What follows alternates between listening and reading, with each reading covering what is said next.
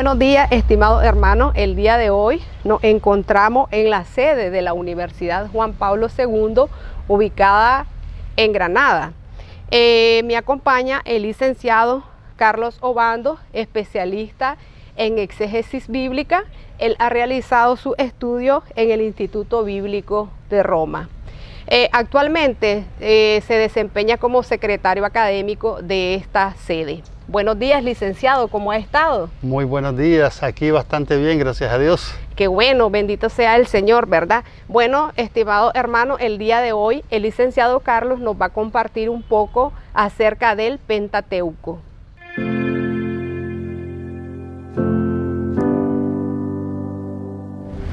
Buenos días, hermanos.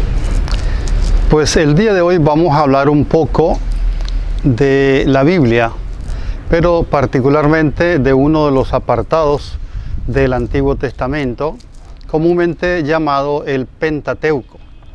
Es decir, la Biblia cristiana está compuesta por dos grandes partes, lo que se conoce como el Antiguo Testamento y el Nuevo Testamento. Sin embargo, para los judíos, su Biblia únicamente abarca lo que en la Biblia cristiana sería el Antiguo Testamento. A su vez, el Antiguo Testamento también, para fines de estudio, lo dividimos en varios bloques. El Pentateuco es el primer bloque de esta división, a la que también pues hay que agregar los libros históricos, los libros proféticos y los libros sapienciales, que quizás en otro momento pues tendremos en cuenta durante otros encuentros también. El día de hoy estaremos hablando del Pentateuco. ¿Qué significa Pentateuco? Bueno, el Pentateuco es un cuerpo literario compuesto por los 5 primeros libros de la Biblia, es decir, el libro del Génesis, el Éxodo, Levítico, Números y Deuteronomio. El Pentateuco es muy importantísimo para el pueblo de la Biblia, es decir, el pueblo de Israel, porque es donde nosotros encontramos en momentos de crisis del pueblo una manera de reinterpretar su vida, de reencontrarse consigo mismos y redescubrir también su fe para fortalecerla y reinventarla. Creo que para nuestra situación actual a nivel mundial y de manera particular en Nicaragua, releer el Pentateuco desde esa perspectiva, tratando de conocer la importancia o el por qué y cómo surgió, cómo forma parte de la historia del pueblo de Israel, puede resultar muy interesante, muy productivo para nuestra vida de fe como pueblo creyente. Bien, entonces, ¿qué significa Pentateuco? Bueno, Pentateuco significa 5 rollos, ¿verdad? Esto hace referencia al hecho de que originalmente los libros en general, y los libros de la Biblia no son la excepción, se escribían en papiros y posteriormente en pergaminos. Entonces, en cada libro, o más bien cada libro se escribía en un pergamino separado, ¿verdad? Entonces eran 5 rollos que eran contenidos en 5 estuches respectivos, de ahí Pentateucos, ¿verdad? 5 rollos, 5 estuches. Pero estos libros, como dijimos, tienen sus nombres tal y como nosotros los conocemos en la Biblia actualmente, ¿verdad? El Génesis, el Éxodo, Números, Deuteronomio y el libro Levítico. Cada uno de estos libros aborda temáticas distintas. Sin embargo, hay como una línea que recorre desde el Génesis hasta el Deuteronomio. Y es la historia, vamos a decir, de los orígenes y de cómo surge y el pueblo de Israel interpreta su propia historia. Vamos a hablar un poquitín de cada uno de estos libros, enfatizando algunos de los textos que para nosotros son importantes. Entonces, el primer libro es el libro del Génesis. Este es un libro, pues, bastante largo, ¿verdad? Está compuesto por una serie de capítulos que nos van mostrando la historia de la humanidad, la historia del pueblo de Israel y cómo va surgiendo y se reinterpreta. 50 capítulos de este libro del Génesis. Y podríamos decir que lo podemos dividir en dos grandes partes, así grosso modo, ¿verdad? Del capítulo 1 al capítulo 11 y del capítulo 12 en adelante. Los primeros 11 capítulos hacen referencia a lo que sería la historia de la humanidad en general, iniciando con la creación, y los capítulos del 12 al 50 sería lo que constituye el ciclo patriarcal, es decir, empezando con Abraham, con Isaac, Jacob y sus 12 hijos, para terminar precisamente con José, hijo de Jacob, que vendido como esclavo, llega a ser un personaje importante en Egipto. Creo que todos hemos oído hablar de Abraham, de Isaac, de Jacob y también de José, ¿verdad? Se han hecho muchas películas, se han escrito muchos libros, se ha predicado mucho acerca de estos personajes que son las columnas, vamos a decir, por eso se los conoce como los patriarcas del pueblo de Israel, y también para nosotros son importantes. Bien, en este primer libro nosotros encontramos textos que son claves para la comprensión de nuestro ser de creyentes, pero también como seres humanos. Uno de esos textos claves indudablemente lo constituye el capítulo 1 y el capítulo 2 del libro del Génesis. ¿Qué encontramos en esos capítulos? Encontramos la narración de la creación. No nos vamos a poner aquí a discutir muchas cosas, ¿verdad? Los contactos entre religión y ciencia, puesto que en primer lugar este es un programa que busca, en el contexto también del mes de septiembre, dedicado al mes de la Biblia, instruir, para fortalecer nuestra fe. Entonces vamos a decir simple y sencillamente que en esos dos capítulos encontramos el origen de la historia, el origen de la humanidad. Y simplemente quisiera destacar un aspecto muy importante, porque también se ha acusado al judaísmo y al cristianismo de las consecuencias, por ejemplo, que ha generado una interpretación teológica y comprensión de la creación como si fueran los causantes de la depredación, ¿verdad?, actual, y las consecuencias que se está dando a nivel ecológico, pero creo que eso es injusto hasta cierto punto. Claro que también puede haber habido interpretaciones sesgadas, pero bueno, es injusto en general. Lo que quiero destacar aquí son dos cosas. En primer lugar, el primer capítulo del libro del Génesis repite hasta la saciedad la bondad de la creación. En este contexto que estamos viviendo a nivel mundial, como también a nivel nacional, la crisis sociopolítica y la crisis sanitaria, pues yo creo que es importante remarcar eso. La obra de Dios es una obra buena. Dios la creó buena. Y muchas de las cosas que suceden, pues forman parte precisamente de que nuestro mundo es un mundo que se está continuamente haciendo. Dios ha puesto un dinamismo en la creación que la está llevando hacia su mayor perfección. Algunos teólogos han reflexionado sobre eso, ¿verdad? El teólogo católico famoso es Teilhard de Chardin, que habla precisamente de eso. Pero en el libro del Génesis aparece eso, la bondad de la creación. Basta, yo los invito a que ustedes después tomen su Biblia y lean ese primer capítulo del Génesis y constaten cuántas veces Dios dice que vio lo que había hecho y era bueno. Para finalizar con la creación de la primera pareja humana, afirmando que no solamente era bueno, sino que era muy bueno. Así que un primer mensaje que podemos sacar de este libro y en particular de este primer capítulo del Génesis es un mensaje de optimismo, ¿verdad? Frente a tantas cosas que nos pueden agobiar, enfermedades, situaciones difíciles, la revelación que encontramos nosotros en la Biblia nos otorga una palabra de aliento, mencionando la bondad de la creación y la bondad del hombre también en sí mismo. No obstante, digo, otra realidad de la que va a hablar el libro de Génesis más adelante, a partir del capítulo 3, la realidad del pecado y la presencia del mal en el mundo y actuante en la vida personal y social de la humanidad. Entonces, este primer capítulo remite el origen de todo a Dios y nos habla de la bondad fundamental de la creación.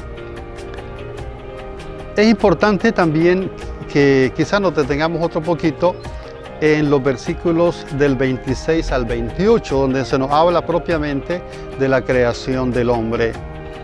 Dijo Dios: hagamos al hombre a nuestra imagen y semejanza. ¿Sí? Creó Dios al hombre a su imagen y semejanza, varón y mujer los creó, y los bendijo, y les dijo: crezcan, multiplíquense, dominen los peces del mar, las aves del cielo y todos los animales que se mueven sobre la tierra. Sin embargo, el dominio sobre la creación tiene que ser según la imagen y semejanza de lo que es el dominio sobre la creación que tiene Dios. Es decir, Dios crea, conserva la creación. El hombre entonces la ha recibido y tiene que gobernarla, administrándola, conservándola, descubriendo sus leyes para beneficio propio, pero tiene que cuidar. Dios mantiene la creación con su providencia y el hombre tiene que hacer eso mismo. De tal manera que ningún tipo de depredación que lleve a poner en peligro los recursos de la creación, y no solamente en peligro los recursos de la creación, sino la vida del ser humano como persona, como sociedad o como especie, podríamos decir, no entra en esta perspectiva. Es precisamente todo lo contrario. El hombre tiene que hacer de este mundo su casa. Y como diría el Papa Francisco, la casa común de todos los hombres. Entonces, el hombre tiene una responsabilidad en la conservación de lo que es la creación. Inmediatamente después de que se habla o termina el libro del Génesis, nosotros encontramos el libro del Éxodo, que une en el versículo 1 del capítulo 1 con el final del libro del Génesis. La lista de los israelitas que fueron a Egipto con Jacob, cada uno con su familia, y viene mencionados los 12 hijos de Jacob. El libro del Éxodo es un libro muy importante también. Algunos han dicho que el libro del Éxodo contiene lo que es el dogma fundamental del pueblo de Israel y que la verdadera fundación del pueblo de Israel se encuentra precisamente en esta historia del Éxodo. Además, es un paradigma que se repite pues en muchos pueblos. Actualmente, con esto de la pandemia, ¿verdad?, y otras situaciones, en Nicaragua hemos vivido ese éxodo, ¿sí? Éxodo de gente fuera de Nicaragua, y ahora, puesto que como a la familia de Jacob también le apretaba en el exterior el peligro, ¿verdad?, que se cernía sobre su vida, regresan a la patria. Así también nosotros vemos que muchos nicaragüenses están retornando a la patria.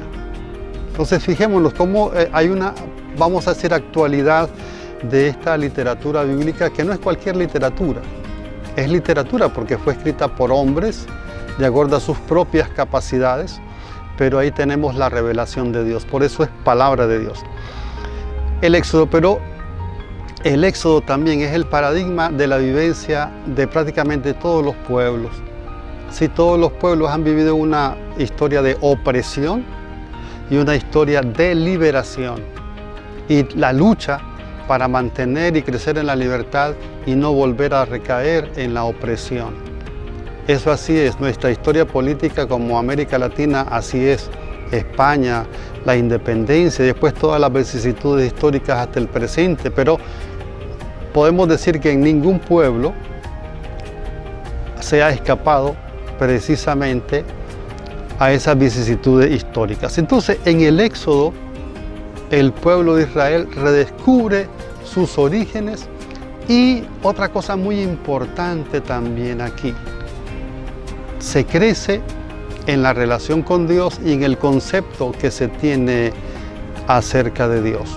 ¿Cuál es el Dios o cómo aparece Dios en el libro del Éxodo?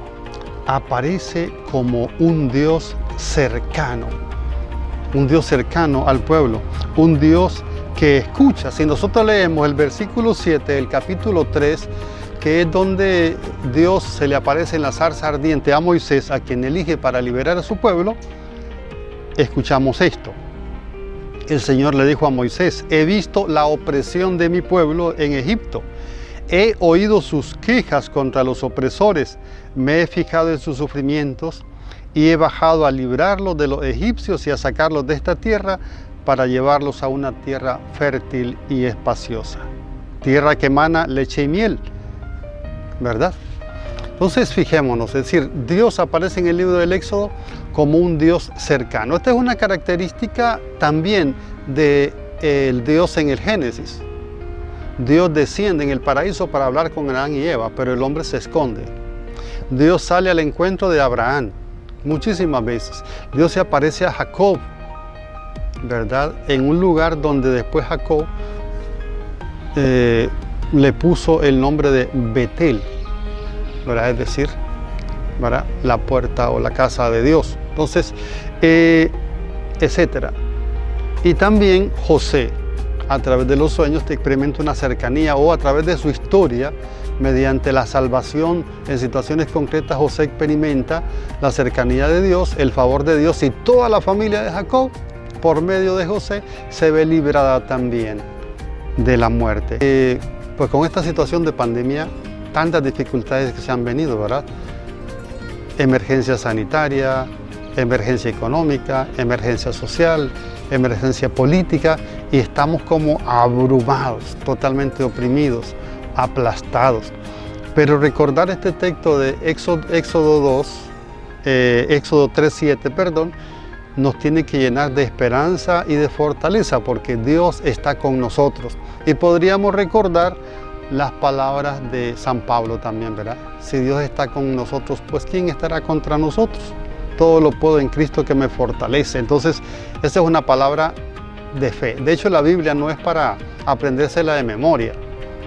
La Biblia no es para ponerse a pelear, ¿verdad? Y a discutir. No, la Biblia es para alimentar nuestra fe y fortalecer en la fe también a los hermanos. Entonces, en el libro del Éxodo nosotros encontramos a un Dios que toma partido por aquel que se encuentra en la opresión, por el oprimido. Un Dios que le pide cuentas de la vida de sus pobres, de sus creyentes, a los poderosos que los oprimen.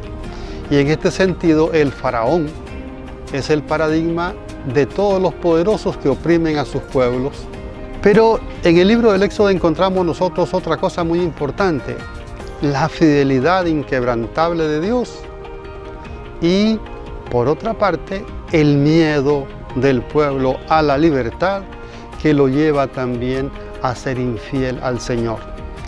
La historia del pueblo de Israel en el Éxodo es un paradigma de nuestra historia personal, ¿verdad? Cuando estamos entusiasmados le prometemos a Dios cosas, le decimos: Señor, como Pedro, aunque todos te nieguen, yo no te negaré, yo daré mi vida por ti. Y sin embargo, a la primera dificultad bien grande, pues si te vi, no te conozco.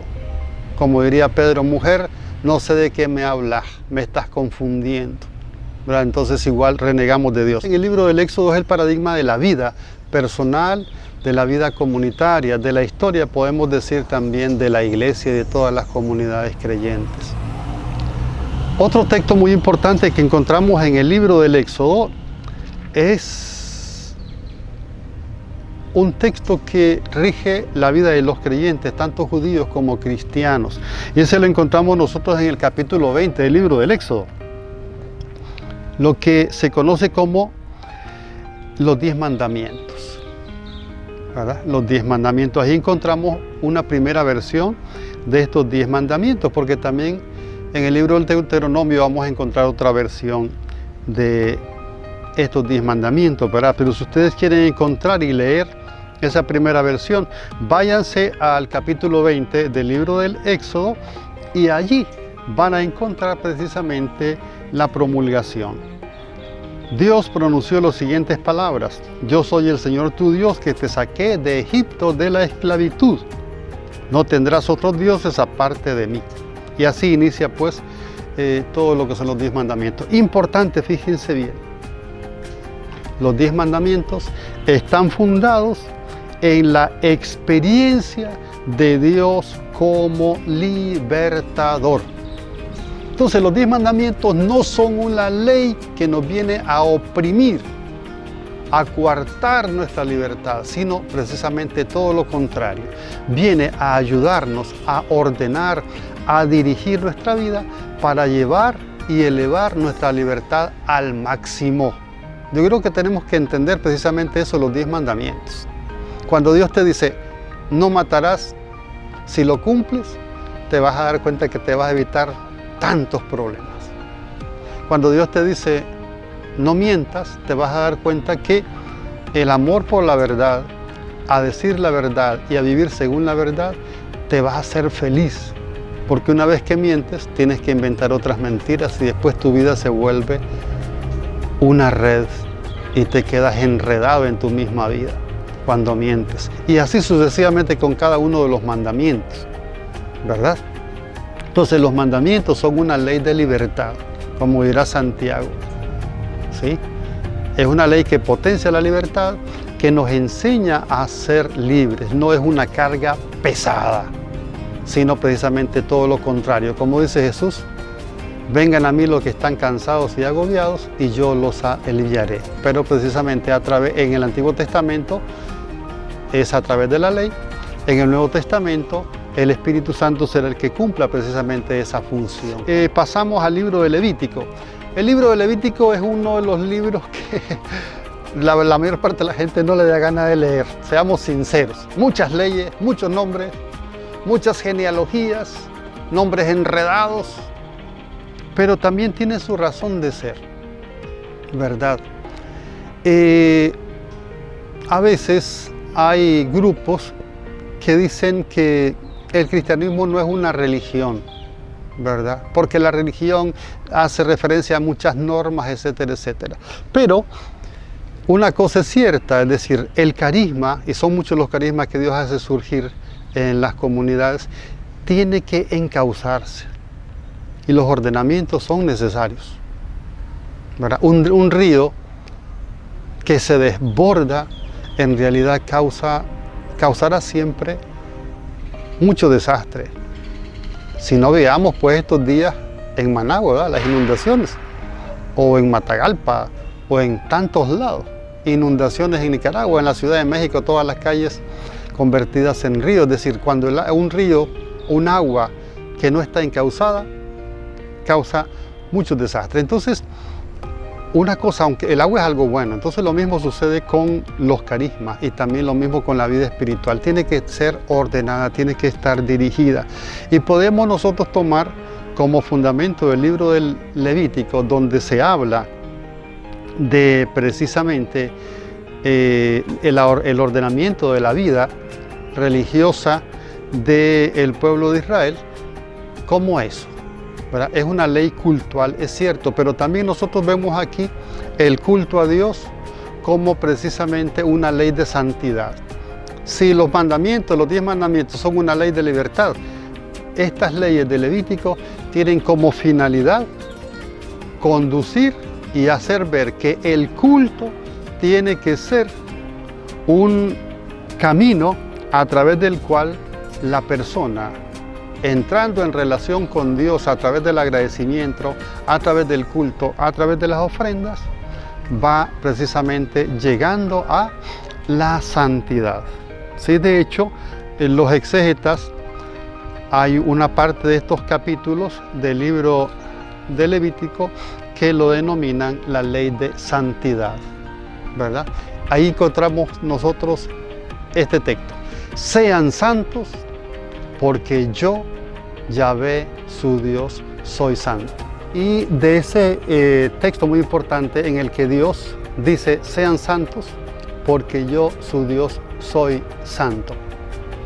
Entonces, la santidad es una exigencia para el creyente. La santidad no es un privilegio.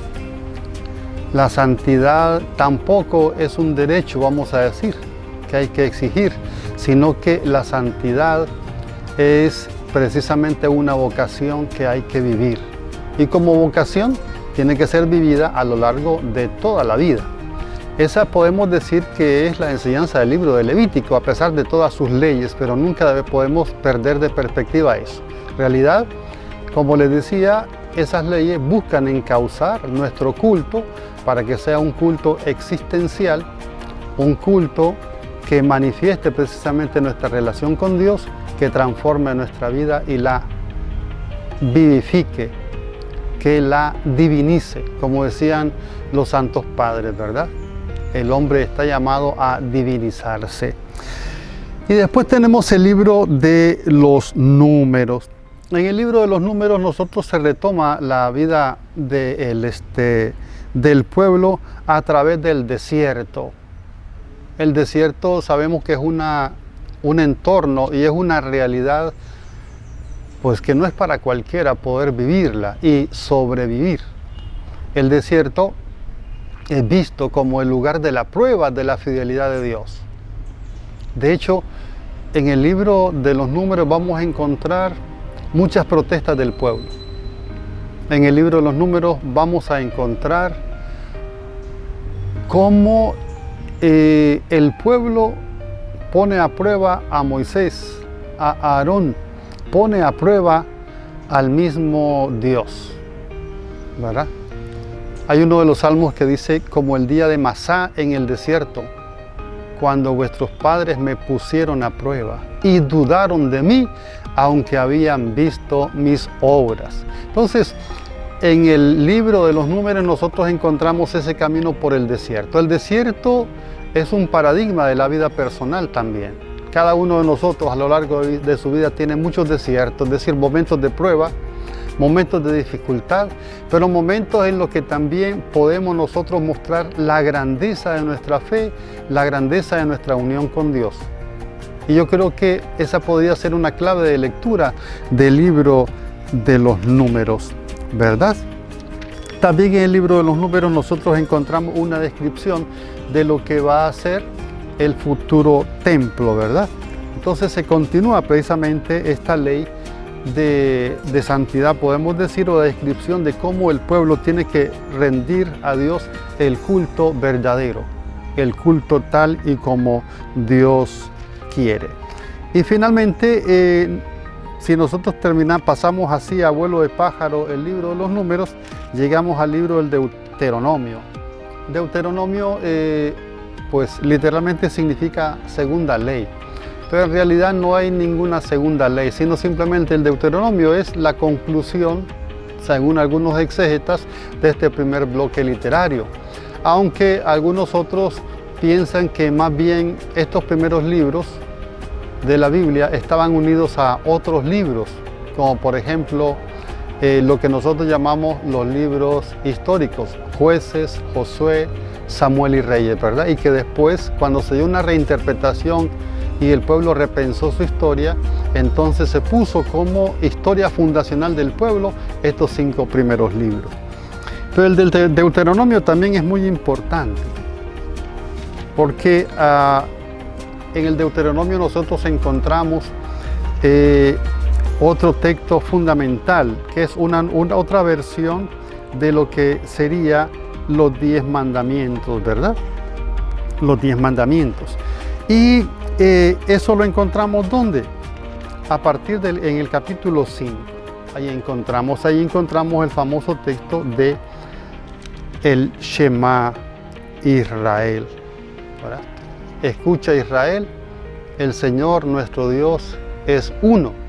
Amarás al Señor tu Dios con todo tu corazón, con toda tu alma, con toda tu mente, ¿verdad? Graba estas palabras mías en tu mente, medítala en tu corazón, llévala siempre contigo. Entonces, la única manera de vivir los mandamientos es precisamente fijarlos, tenerlos presentes todos los días.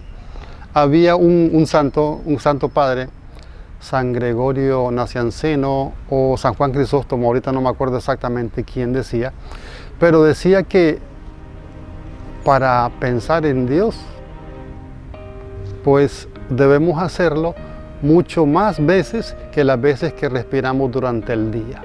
Es decir, nuestro pensamiento, nuestra mirada, nuestra intención, nuestra meta de viaje tiene que ser siempre Dios. Y entonces el Deuteronomio mira precisamente eso. Solamente se puede alcanzar la santidad, solamente se puede alcanzar la obediencia con Dios, la fe plena, si nosotros tenemos grabada su ley en nuestra mente y en nuestro corazón. ¿Sí?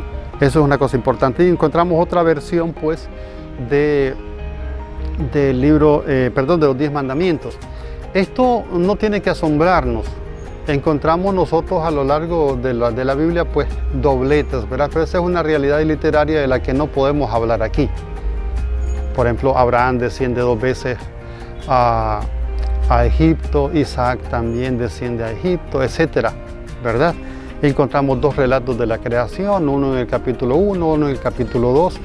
Entonces encontramos 2 textos de los 10 mandamientos también, pero cada uno tiene un enfoque distinto con la misma finalidad. Ok, entonces es importante. El Deuteronomio es un libro fundamental también para el pueblo de Israel. Cuando el pueblo de Israel perdió su independencia política, fue desterrado a Babilonia. Este libro, el redescubrimiento de este libro, fue la base para iniciar una reforma de vida que llevara al pueblo, que recondujera al pueblo a la fidelidad con Dios y a redescubrir su identidad como pueblo de Dios. Por eso es importante este libro del Deuteronomio entonces. ¿Sí? Es el libro a través del cual el pueblo refunda su experiencia de fe y refunda también su vida como pueblo. De hecho, al rey se le manda que haga una copia de su propio puño y letra y que lo lea continuamente, que la tenga siempre presente ahí. Al rey Josías, por ejemplo, se dirá que fue el rey que cumplió a plenitud la ley del Señor, el deuteronomista por excelencia, ¿verdad? Entonces tenemos allí nosotros